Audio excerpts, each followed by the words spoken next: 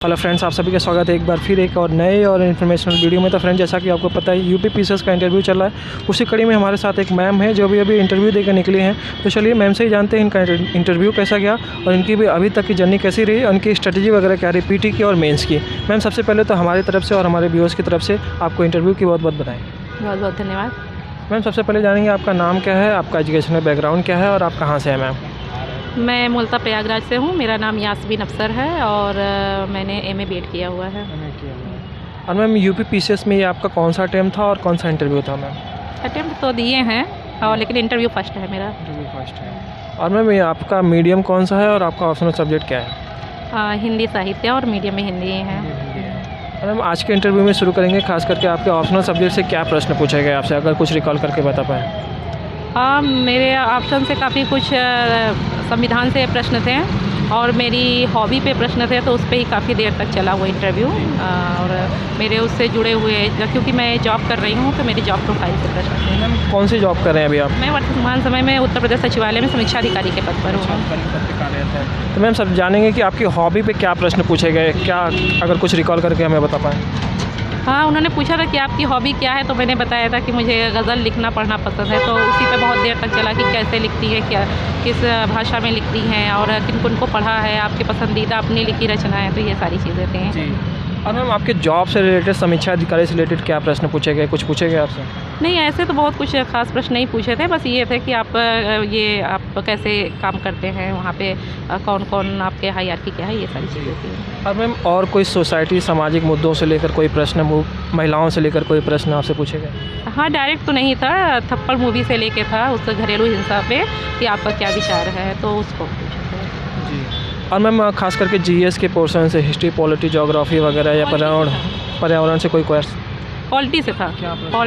Polity से काफ़ी चीज़ें थी कि राष्ट्रपति का चुनाव और प्रधानमंत्री का, मुख्यमंत्री का, इन सब चीज़ों का। और मैम, करंट अफेयर्स वगैरह से कोई प्रश्न आपसे पूछे गए? नहीं, करंट अफेयर्स में से कोई क्वेश्चन नहीं। और मैम, आपके जैसे जो बता रहे हैं आपकी हॉबी से और कोई मतलब कुछ ऐसा पूछा गया, कोई स्पेसिफिक गज़ल राइटर का नाम वगैरह या कुछ ऐसा आपका फेवरेट चीज़ कुछ पूछे गए? हाँ, वो पूछ रहे थे और कुछ वो लोग बता भी रहे थे कि इनके बता दीजिए, गालिब के, राहत इंदौरी साहब किस तरीके से। जी। और मैम, मैं आना चाहूँगा पीटी पे, खास करके आप ऑलरेडी सेलेक्टेड भी हैं, समीक्षा अधिकारी के पद पे हैं। तो पीटी है मई महीने में, तो जो हमारे बच्चे इंटरव्यू अभी देख रहे हैं उनको क्या सजेस्ट करेंगे और आपकी क्या स्ट्रेटजी रहती है पीटी पे, खास करके लास्ट में जो 50-60 दिन बचे हुए हैं, 85 दिन अभी तो बचे हुए हैं, उसकी क्या स्ट्रेटजी रहती है आपकी? देखिए, पीटी के लिए तो शुरू से ही तैयारी कर देनी चाहिए और चूँकि मेरे पास तो बहुत कम वक्त रहता है, तो मैं ज़्यादा से ज़्यादा 1 घंटे 2 घंटे मैं निकाल पाती हूँ। और लेकिन मैं ऑनलाइन सोर्सों पे काफ़ी डिपेंड रहती हूँ, क्योंकि वो हाथ में मोबाइल रहता है, मैं कहीं भी उसको देख सकती हूँ। तो उसके साथ आप स्टैंडर्ड बुक पढ़िए और बाकी आप घटना चक्र भी काफ़ी है अगर आप पीटी अच्छे से वो कर रहे हैं। हाँ, लास्ट के रिवीजन के लिए लूसेंट की बुक है कि आप लास्ट रिवीजन अच्छे से कर सकते हैं उससे। और मैम, करंट अफेयर्स वगैरह आप कहाँ से और कैसे प्रिपेयर करती हैं? मैंने बताया तो कि जैसे मैंने कुछ स्टैंडर्ड बुक पढ़ती हूँ, मैं ज़्यादातर ऑनलाइन ही मैं पढ़ती हूँ। तो ऑनलाइन के सोर्स हमें बता। हाँ, जैसे दृष्टि है उसके मैं देखती हूँ, वीडियोस देख के है, तो ऐसे ही सब। और मैम, सीसेट वगैरह की कहाँ से तैयारी करती हैं आप, कैसे करते हैं? सीसेट के लिए तो ऐसा कुछ नहीं, बस प्रीवियस ईयर पेपर मैं हल करती हूँ, तो आप वो कर रहे हैं तो वो काफ़ी है। और बाकी आप चाहे तो हिंदी के लिए PN पांडे की बुक आप ले लीजिए, तो वो सफिशिएंट है। और मैम, मेंस की आपने कहीं से कोचिंग वगैरह ली थी या फिर सेल्फ स्टडी से ही तैयारी किया अभी तक? नहीं, मैंने सेल्फ स्टडी से ही किया। मैंने कभी कोचिंग करने का वक्त ही नहीं है। तो मैम, जानेंगे कि आपने सेल्फ स्टडी से कैसे तैयार किया, खास करके मैं कुछ मटेरियल जानना चाहूँगा सेल्फ स्टडी के, कुछ चैनल वगैरह जो अभी आप फॉलो करते हैं, खास करके ग्रेजुएटली। पहले मैं आना चाहूँगा हिस्ट्री पे। हिस्ट्री की आपने तैयारी कैसे और कहाँ से की? हिस्ट्री चूँकि मेरा सब्जेक्ट रहा है, मैंने उससे पीजी किया हुआ है, तो हिस्ट्री के लिए मुझे ज़्यादा दिक्कत नहीं है। तो वो मैं नोट्स मैंने बनाया हुआ है पहले से, तो मैं उसी को ही रिवाइज़ करती हूँ। नोट्स कहाँ से बनाया आपने, कैसे? मैंने बताया था, मैंने बुक, मेरे पास बुक्स हैं, तो मैंने सतीश चंद्र की हैं और कई सारी बुक्स हैं। और मैम, एनसीईआरटी वगैरह हिस्ट्री के लिए आपने कोई पढ़ी है? एनसीईआरटी तो भाई आप मस्ट है। एनसीईआरटी से एक आपका कंसेप्चुअल बेस तैयार हो जाता है, तो आप एनसीईआरटी तो ज़रूर पढ़ें। जो भी तैयारी अगर शुरू करें या जिनके, क्योंकि अब वक्त तो है नहीं, लेकिन अगर जो तैयारी शुरू कर रहे हैं उनको तो एनसीईआरटी पहले पढ़ लेना चाहिए। और मैम, ज्योग्राफी वगैरह आपने कहाँ से और कैसे प्रिपेयर किया? ज्योग्राफी के लिए मैंने मतलब एनसीईआरटी बुक्स ली और बाकी कुछ मैंने ऑनलाइन ही देखा। ऑनलाइन में तो मैंने क्या कहाँ से क्या पढ़ा मैम? मैंने वही दृष्टि के ही ज़्यादा मैं फॉलो करती हूँ। हाँ, दृष्टि IAS का मैं, हाँ, यूट्यूब चैनल है उनका, और प्लस उनका जो ऐसे भी रहता है मतलब वेबसाइट जो है, उनकी वेबसाइट से मैंने काफ़ी कुछ और मैम और बाकी के सब्जेक्ट जैसे सोसाइटी वगैरह काफ़ी टफ चैलेंजिंग सब्जेक्ट है, सोसाइटी है, पॉलिटी है और इकोनॉमिक्स वगैरह है, साइंस एंड टेक्स है, ये सब चीज़ें आपने कहाँ से और कैसे कवर किया? पॉलिटी के लिए तो सब कहते हैं लक्ष्मीकांत, क्योंकि मैंने पूरी पढ़ी नहीं है लक्ष्मीकांत। मुझे परीक्षा वाली की बुक्स हैं, वो भी बहुत अच्छी हैं, सफिशिएंट है और रिवीजन में भी आसान है। तो मैंने इन सब चीज़ों के लिए तो परीक्षा वाली की बुक्स मैंने पढ़ी हुई है, तो उसी से मेरी तैयारी है। मैम निबंध वगैरह की आपने तैयारी कैसे और कहाँ से की? निबंध तो मैं खुद से ही मैंने सब तैयार किया है, बाकी पेपर के जो संपादकीय रहते हैं उसको मैंने लिखा हुआ है। मैम निबंध भी मैं एक चीज़ और जानना चाहूँगा, खास करके जो कोटेशन, पोइट्री, गज़ल वगैरह आप लोग यूज़ करते हैं टॉपर्स लोग, वो कहाँ से और कैसे कलेक्ट आपने किया, कहाँ से, किस सोर्स से किया?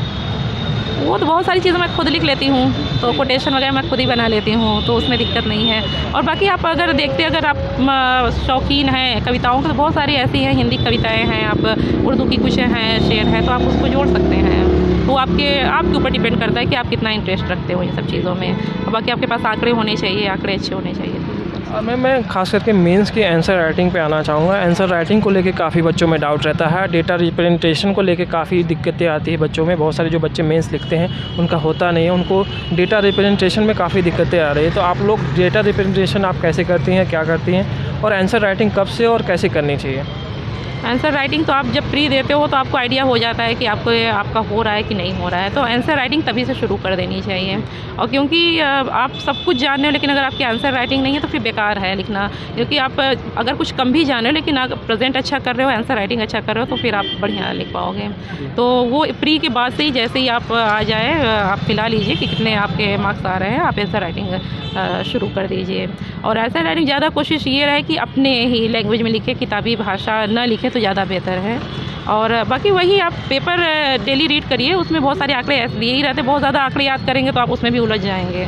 तो स्मार्ट लर्निंग की ज़रूरत है, क्योंकि वही हम लोग करते हैं। इसी में मैं यही जानना चाह रहा था कि आप लोग डेटा रिप्रेजेंटेशन कैसे करते हैं, डायग्राम वगैरह, फ्लो चार्ट वगैरह, पाई चार्ट वगैरह, बार वगैरह का यूज़ आप लोग कैसे और कहाँ आपने किया? जैसे अगर आप ज्योग्राफी लिख रहे हैं तो आपको तो छोटा मोटा वो मैप बनाना आना चाहिए, चाहे वो अपने यूपी का हो चाहे इंडिया का हो। प्लस आपको जैसे आपने भी बताया कि हाँ कैसे प्रेजेंटेशन करना है, तो इन सब थोड़ा सा फोकस कर देना चाहिए। लेकिन अब बहुत ज़्यादा फोकस करने फिर और चीज़ें आपकी वो रह जाएंगी। तो चार्ट बना के लिखना वो पढ़ने वाले को भी अच्छा लगता है और लिखने में भी समय कम लगता है और पूरी बातें भी आ जाती हैं। और मैम मैं आपके जॉब पे आना चाहूँगा, खास करके समीक्षा अधिकारी के आप जॉब में हैं, तो आपका आफ्टर सिलेक्शन कैसे, क्या प्रोसेस होता है समीक्षा अधिकारी का, कैसे आप लोग का डॉक्यूमेंटेशन होता है, क्या पोस्ट मिलती है और क्या आपकी जॉब रहती है, क्या रिस्पॉन्सिबिलिटी रहती है? समीक्षा अधिकारी का जो परीक्षा है वो भी लोक सेवा आयोग के माध्यम से ही होता है। और समीक्षा अधिकारी एक अच्छी जॉब है और वो सचिवालय में भी रहते हैं उत्तर प्रदेश, और यहाँ लोक सेवा आयोग में भी रहते हैं, राजस्व परिषद में भी रहते हैं। तो चूँकि उसमें सबसे अच्छी बात है कि उसमें इंटरव्यू नहीं है। तो अगर आप के लेखन शैली अच्छी है और विषय पे पकड़ है, और दूसरी बात ये भी है कि उसमें कोई विषय भी नहीं है, आप अगर हिंदी आपकी अच्छी है और निबंध अच्छा है तो आप बहुत आसानी से हो जाएंगे। और समीक्षा अधिकारी पोस्ट एक रॉयल पोस्ट है, प्रमोशंस काफ़ी अच्छे हैं। और उसके बाद सहायक समीक्षा अधिकारी उसी में होते हैं, तो वो भी प्रमोट होके आगे तक जाते हैं, तो अच्छी पोस्ट है। और मैम आपकी रिस्पॉन्सिबिलिटी वगैरह क्या है, टाइम्स, आवर्स, वर्किंग आवर्स क्या है, और ये सब चीज़ें कैसे और क्या होती है? 9:30 से 6 का ऑफिस है हम लोगों का। और ये है कि सैटरडे संडे ऑफ रहता है, तो सैटरडे संडे ऑफ रहने की वजह से अच्छा खासा वो मिल जाता है, समय मिल जाता है। अब चूँकि मेरे पास मेरा एक 4 साल का बेटा भी है, तो मैं उसे ही मैनेज करते हुए चलती हूँ, तो हो जाता है। मैं टाइम मैनेजमेंट पे ही आना चाहूँगा, खास करके आप जॉब में भी हैं, आप बता रहे हैं आपका चाइल्ड भी है, तो आपने इस बड़ी परीक्षा के लिए आपने टाइम मैनेजमेंट कैसे किया? क्योंकि हमारी बहुत सारी जो छात्राएँ हैं उन्हें टाइम मैनेजमेंट में काफ़ी दिक्कतें आती हैं। देखिए ये सब अपनी आपकी इच्छा शक्ति पे है। क्योंकि मेरे साथ ये है कि जब तक मेरा बेटा सोने मैं पढ़ नहीं सकती हूँ, तो मैंने 2 घंटे रात के लिए रखे जब वो सोता है, और सुबह उठ के उसके उठने से पहले 2 घंटे मैं पढ़ती हूँ। तो कम से कम 3 से 4 घंटे तो निकालने ही पड़ेंगे, तो वो मैं ऐसे ही करती थी। और बाकी सैटरडे संडे में जब रहता है तो वो यूज़ कर लेती थी अपने काम, तो हो गया है काम मेरा। और मैम कभी तैयारी के दौरान अगर लो फेसेस आया या डीमोटिवेशन कभी इन केस हुआ, तो आपने क्या किया, और अन्य हमारे जो व्यूअर्स देख रहे हैं उनको क्या सजेस्ट करें? देखिए ये तो है कि मैं कभी ऐसा हुआ नहीं, अगर मैं डिमोटिवेट में आज यहाँ पे ना होती तो मैं तो रहती हूँ, क्योंकि समय ही नहीं मिलता है मैं डिमोटिवेट हो जाऊँ। हाँ, अगर कभी हो रहा है तो अपने माँ बाप से बात करिए, आप अपनी फैमिली से, अपने भाई बहन से बात करिए, और फिर आप ये समझिए कि आपकी अहमियत क्या है आपकी फैमिली में। अगर आपको जो बच्चे खास तौर से जो रह के पढ़ रहे हैं उनके लिए बेहद ज़रूरी है, क्योंकि भाई उनके एक अदद नौकरी की तलाश है, तो वो अपने फैमिली से ज़रूर जुड़े रहें, और एक दिन भर में एक बार तो ज़रूर अपने माँ बाप से बात करें, तो और दोस्त बनाएं, और थोड़ा सा समय खुद को भी दें, एक आध घंटे अपने लिए समय निकाल के बातचीतें करें, गप्पे मारें, ये सारी चीज़ें हैं। और मैम मैं लास्टली आपसे जानना चाहूँगा, आप बोलें आप गज़ल वगैरह राइट करती हैं, तो अगर कोई गज़ल हमें आप अपनी सुना सकें। हाँ, अभी मैंने सुनाया था वो, तो मैं दूसरा सुना दे रही हूँ आपको कि अभी कुछ बेकरारी है, चलो फिर बात करते हैं। अभी कुछ बेकरारी है, चलो फिर बात करते हैं। इन्हीं तारीख सायों से न घबराना न डर जाना, अभी हैबत भी तारी है, चलो फिर बात करते हैं। वो पिछले मोड़ पे हमने जब एक दूसरे का साथ छोड़ा था, अभी ज़िंदा वो यारी है, चलो फिर बात करते हैं। मेरा आना तेरे पहलू में यूँ हंस के सिमट जाना, इन आँखों में खुमारी है, चलो फिर बात करते हैं। और जो ये सूखे फूल जो मैंने किताबों में दबाए थे, अभी भी खुशबू सारी है, चलो फिर बात करते हैं। Thank you very much ma'am, आपका किसी बड़े पोस्ट पे सिलेक्शन हो इसकी शुभकामनाएं। Thank you. Thank you.